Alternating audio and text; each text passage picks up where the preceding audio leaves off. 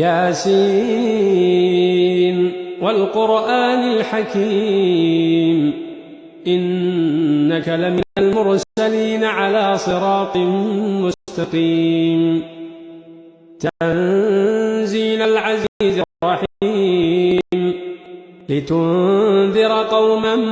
ما أنذر آباؤهم فهم غافلون لقد حق القول على أكثرهم فهم لا يؤمنون إنا جعلنا في أعناقهم أغلالا فهي إلى الأذقان فهم مقمحون وجعلنا من بين أيديهم سدا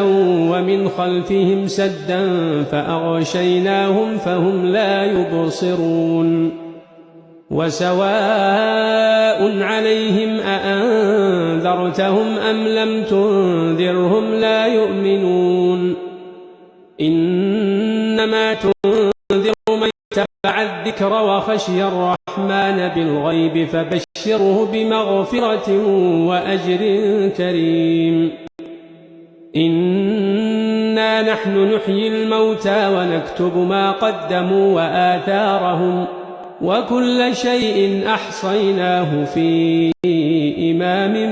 مبين واضرب لهم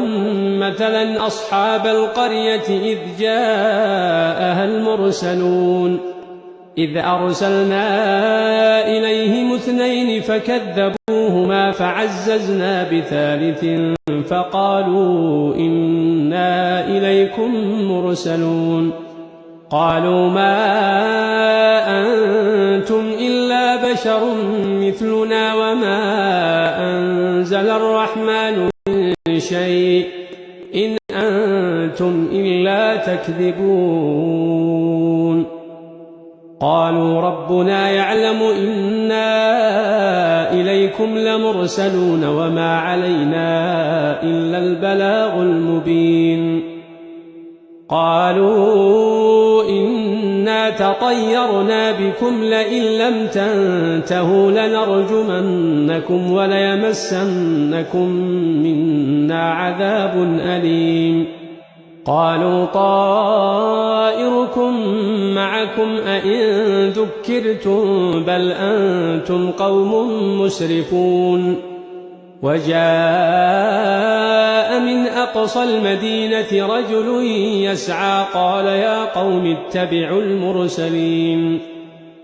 اتبعوا من لا يسألكم أجرا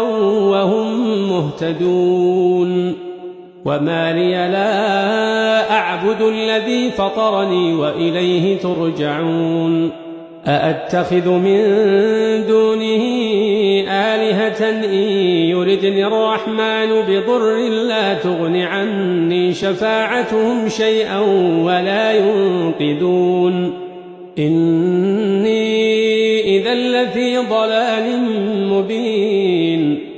إني آمنت بربكم فاسمعون قيل ادخل الجنة قال يا ليت قومي يعلمون بما غفر لي ربي وجعلني من المكرمين وما أنزلنا على قومه من بعده من جند من السماء وما كنا منزلين